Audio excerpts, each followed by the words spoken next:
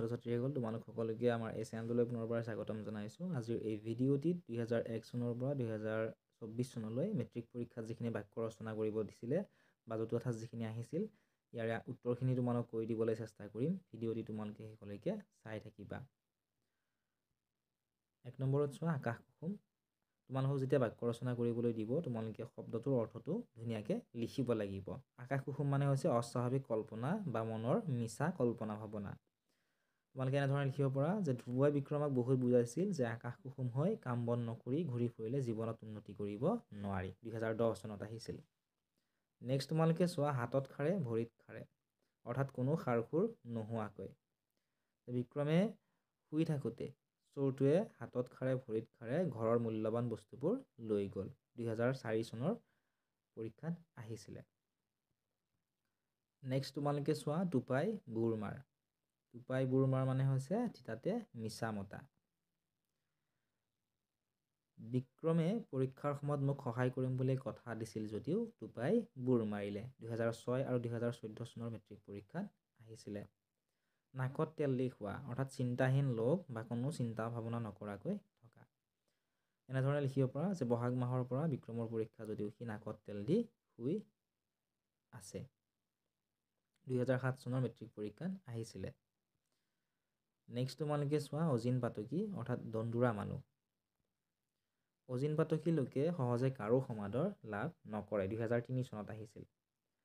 ঘৰ পতা, ঘৰ পতা মানে হৈছে সংসাৰ পতা বা বিয়া বাৰু কৰা। সময় থাকোঁতে ঘৰখন পতাৰ বাবে বিক্ৰমক মোমায়েকে পৰামৰ্শ দিছিল। তোমালোকে এনেধৰণৰ বাক্যসমূহ লিখিব পৰা বা তোমালোকে নিজেই চেষ্টা কৰি ধুনীয়াকৈ বাক্যবোৰ লিখিবা। ঠিক আছে, আৰু চেষ্টা কৰি তোমালোকে কমেণ্ট ছেকশ্যনত জনাবাচোন তোমালোকে বাক্যবোৰ লিখি। ঠিক আছে, যদি শুদ্ধ হয় নে নহয় তোমালোক মই কমেণ্ট ছেকশ্যনতে জনাই দিম। তেতিয়া তোমালোকে পৰীক্ষাত আহিলে তোমালোকে নিজে অলপ চেষ্টা কৰি লিখিব পাৰিবা। নেক্সট চোৱা, মন বান্ধ খা, অৰ্থাৎ মন স্থিৰ কৰা। আগতে মনটো বান্ধ খুৱাই ল, তেহে পৰীক্ষাত সফল হ'ব পাৰিবি। 2014 চনৰ মেট্ৰিক পৰীক্ষাত আহিছিল। আলাসৰ লাডু, অৰ্থাৎ অতি মৰমৰ। আইতাকৰ কাৰণে মাক বাপেক নোহোৱা নাতিনীজনী আলাসৰ লাডু। 2018 চনৰ মেট্ৰিক পৰীক্ষাত আহিছিলে। নেক্সট তোমালোকে চোৱা, হাত টান, অৰ্থাৎ কৃপণ। বিক্ৰমৰ দৰে হাত টান মানুহক পইচা ধাৰলৈ দিয়াটোৱে ভুল। 2003 আৰু 2015 চনৰ মেট্ৰিক পৰীক্ষাত আহিছিল। আচলৰ ধন, অৰ্থাৎ অতি আদৰৰ। নাতি ল'ৰাটো বুঢ়ী মাকৰ আচলৰ ধন, অৰ্থাৎ নাতি ল'ৰাটো বুঢ়ী মাকৰ অতি মৰমৰ। 2020 চনৰ মেট্ৰিক পৰীক্ষাত আহিছিল। নেক্সট চোৱা, বুকুৰ কুটুম। বুকুৰ কুটুম মানে হৈছে অতিকৈ আপোন। বিক্ৰম মোৰ বুকুৰ কুটুম আছিল। 2001 আৰু 2002 চনৰ মেট্ৰিক পৰীক্ষাত আহিছিলে। নেক্সট তোমালোকে চোৱা, উলহ মালহ। উলহ মালহ মানে হৈছে ৰং ধেমালি। বহু বছৰৰ মূৰত বিদেশৰ পৰা বিক্ৰম নিজৰ ঘৰলৈ ঘূৰি অহাৰ পিছত ঘৰখনত উলহ মালহ পৰিৱেশে বিৰাজ কৰিছে। 2009, 16 আৰু 17 চনৰ মেট্ৰিক পৰীক্ষাত আহিছিল। পেটে ভাতে খা, পেটে ভাতে মানে খা মানে হৈছে কোনো ৰকমে খাই বৈ চলি থকা। বিক্ৰমৰ মৃত্যু হোৱাৰ পিছত, দেউতাকৰ মৃত্যু হোৱাৰ পিছত কোনোমতে পেটে ভাতে খাই বিক্ৰমহঁত জীয়াই আছিল। 2004 আৰু 2007 চনৰ মেট্ৰিক পৰীক্ষাত আহিছিলে। নেক্সট চোৱা, হাতলৰ। তোমালোকক যদি PDF-খিনি লাগে তোমালোকে ডেছক্ৰিপশ্যনত দিয়া লিংকত ক্লিক কৰি আমাৰ হোৱাটছএপ চেনেলত জইন কৰি ল'বলৈ নাপাহৰিবা, তাত তোমালোকে PDF-খিনি পাবা। হাতলৰ মানে হৈছে চোৰ স্বভাৱৰ। হাতলৰ স্বভাৱৰ বাবেই বিক্ৰমক কোনেও ভাল নাপায়, অৰ্থাৎ চোৰ স্বভাৱৰ বাবে বিক্ৰমক কোনেও ভাল নাপায়। 2001 আৰু 2013 চনৰ মেট্ৰিক পৰীক্ষাত আহিছিল। নেক্সট চোৱা, ভিৰাই লৰ মাৰ, অৰ্থাৎ ভয় খাই পিছলৈ নোচোৱাকৈ পলোৱা। দেউতাকক দেখাৰ লগে লগে বিক্ৰমে খেলপথাৰৰ পৰা ভিৰাই লৰ মাৰিলে, অৰ্থাৎ ভয় খাই পিছলৈ নোচোৱাকৈ দৌৰিলে বা পলাই গ'ল। নেক্সট চোৱা, ডলাৰ বগৰী। ডলাৰ বগৰী মানে হৈছে স্থিৰতা নথকা। ডলাৰ বগৰী হ'লে জীৱনত কোনোদিনেই উন্নতি কৰিব নোৱাৰি। ঠিক আছে, 2009, 12 আৰু 16 চনৰ মেট্ৰিক পৰীক্ষাত আহিছিল। নেক্সট চোৱা, কাণে কাণ মাৰি, অৰ্থাৎ যেনে তেনে। বিক্ৰমে কাণে কাণ মাৰিহে পৰীক্ষাত উত্তীৰ্ণ হৈ বাপেকৰ সন্মান ৰাখিলে। 2002 আৰু 2013 চনৰ মেট্ৰিক পৰীক্ষাত এইটো আহিছিল। নেক্সট চোৱা, 19ত বা বলা, অৰ্থাৎ আনন্দত অধীৰ হৈ পৰা বা বিলাসত আৰু আনন্দত ঘূৰি ফুৰা। বাক্যটো এনেধৰণে লিখিব পৰা, 19ত বা বলাই ফুৰাৰ স্বভাৱটো নগ'ল বাবে বিক্ৰমৰ আজি এই অৱস্থা। 2019 চনৰ মেট্ৰিক পৰীক্ষাত আহিছিলে। নেক্সট তোমালোকে চোৱা, উভয় নদী। উভয় নদী মানে হৈছে অপৰ্যাপ্ত হোৱা বা উপচি পৰা। তেতিয়া আমি কি বুলি কওঁ উভৈনদী হোৱা বুলি কওঁ। ভাগ্য যেতিয়া উদয় হয় তেতিয়া মানুহৰ টকা পইচা ধন ধান আদি সকলো উভৈনদী হয়, অৰ্থাৎ অপৰ্যাপ্ত হয় বা উপচি পৰে। 2005 চনত আহিছিল। নেক্সট চোৱা কাণ কটা মানে দুষ্ট। বিক্ৰমৰ দৰে কাণ কটা লোকৰ সংগ ত্যাগ কৰাটো ভাল, 2020 চনত আহিছিল। নেক্সট চোৱা চকু দিয়া অৰ্থাৎ সাৱধানতা অৱলম্বন কৰা। কৈশোৰত ভৰি দিয়া সন্তানক পিতৃ মাতৃয়ে চকু দিয়া উচিত, 2007 চনত আহিছিল। নেক্সট তোমালোকে চোৱা খাই পাত ফলা অৰ্থাৎ অকৃতজ্ঞ লোক বা অশলাগী। খাই পাত ফলা লোকক কোনেও ভাল নাপায় বা মই কেতিয়াও ভাল নাপাওঁ, এনেদৰে লিখিব পৰা, 2006 আৰু 2018 চনত আহিছিলে।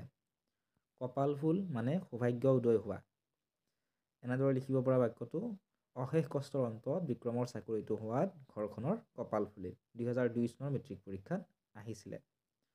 নেক্সট চোৱা উৰহীৰ ওৰ অৰ্থাৎ অপ্ৰয়োজনীয় কথাৰ আঁত বিচৰা বা আচল কথা। উৰহীৰ ওৰ ওলাই পৰাতহে ৰাইজে ঘটনাটোৰ বিষয়ে বুজি পালে, 2015 চনত এইটো আহিছিল।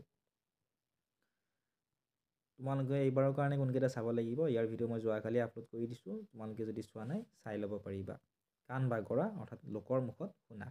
কাণ বাগৰা কথাত বিশ্বাস কৰি বিক্ৰম বিপদত পৰিল, অৰ্থাৎ লোকৰ মুখত শুনা কথা বিশ্বাস কৰি বিক্ৰম বিপদত পৰিলে। গা গধুৰ, গা গধুৰ শব্দৰ অৰ্থ হৈছে এলেহুৱা। গা গধুৰ লোকক কামৰ দায়িত্ব কেতিয়াও দিব নালাগে, 2002 চনত আহিছিল। নেক্সট চোৱা থেৰুচিগা। থেৰুচিগা মানে হৈছে আশ্ৰয়হীন হোৱা। বানপানীয়ে ঘৰ দুৱাৰ উটুৱাই নিয়াত পৰিয়ালটোৰ থেৰুচিগিল অৰ্থাৎ আশ্ৰয়হীন হ'ল, 2019 চনত আহিছিল। গাই বাই চা অৰ্থাৎ চেষ্টা কৰি চোৱা। বিক্ৰমে বেংকৰ লোনটোৰ বাবে গাই বাই চালে যদিও একো সফল নহ'ল, 2003 আৰু 2012 চনৰ মেট্ৰিক পৰীক্ষাত আহিছিলে। নেক্সট তোমালোকে চোৱা জয়দেৱ কাকুতি অৰ্থাৎ নেৰানেপেৰাকৈ কৰা প্ৰাৰ্থনা। জয়দেউ কাকুতি কৰাৰ পাছতো বিক্ৰমক ৰাইজে ক্ষমা কৰি নিদিলে, 2015, 2019 আৰু 2020 চনৰ মেট্ৰিক পৰীক্ষাত আহিছিলে। উখল মাখল অৰ্থাৎ খৰখেদা কৰোঁতে হোৱা হুলস্থুল। দৰা অহাৰ খবৰ পোৱাৰ লগে লগে বিয়া ঘৰত উখল মাখল পৰিৱেশৰ সৃষ্টি হৈছে, 2011, 14 আৰু 15 চনৰ মেট্ৰিক পৰীক্ষাত এইটো আহিছিল। নেক্সট চোৱা ন দি ক অৰ্থাৎ ডাঠি ক বা জোৰ দি ক। নেদেখা নুশুনা কথা এটাক কোনেও ভাল বুলি ন দি ক'ব নোৱাৰে, 2003 আৰু 2018 চনৰ মেট্ৰিক পৰীক্ষাত আহিছিলে। নেক্সট চোৱা দুই নাও দুই ভৰি হোৱা অৰ্থাৎ কোনো কামতে সঠিক সিদ্ধান্ত ল'ব নোৱাৰা অৱস্থা। জীৱনৰ বলত সিদ্ধান্ত লওঁতে দুই নাও দুই ভৰি হ'লে উন্নতি অসম্ভৱ, 2007 চনত আহিছিল এইটো। কুণ্ডত কটা অৰ্থাৎ ধুনীয়া। আঘোণীয়াই কুণ্ডত কটা যেন চেহেৰাৰ বোৱাৰী এজনী পালে, 2011 চনত আহিছিল। পাবত গজা।